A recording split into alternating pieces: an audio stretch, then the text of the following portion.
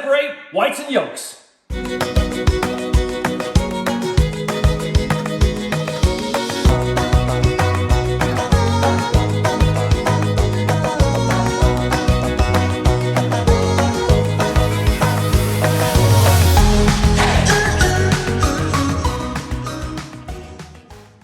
Hey, Chef Des coming at you from my kitchen, and today I'm going to show you how to separate the yolks from the whites. You know, some recipes you come across, they tell you to separate the eggs, you need them for different applications. What's the best way to do it? Today we're going to show you 3 different ways to separate your yolks from your whites. Some are easier than others. You pick the one that's best for you. Let's get started.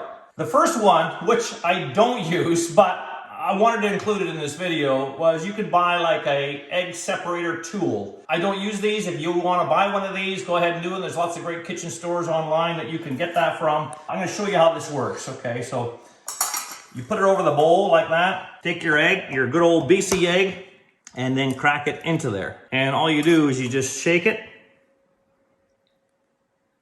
and you let the white separate from the yolk. Yeah.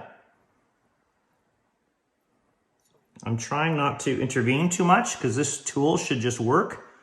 Maybe I'm doing it wrong. Like I say, I never use this, but this cost me $12, this tool, so I could show this to you. But, I mean, I'll just go in there with my hands maybe and help it along. And there we go. So $12, and it separates a yolk from a white. I would say not very easily, and if you look here in the bowl, you'll see that there's still some of the white in there as well, because it didn't really separate it completely. So, in my opinion, don't waste your money. Let's show you another way that a lot of people do, and they take the shell and they separate the yolk from the white that way. And again, we're using good old BC eggs, and I have to tell you, as I always do, one large BC egg has all 9 essential amino acids, 14 key nutrients, and one large egg, it's only 80 calories. So make sure you get eggs in your diet, okay? Let's try this other variation.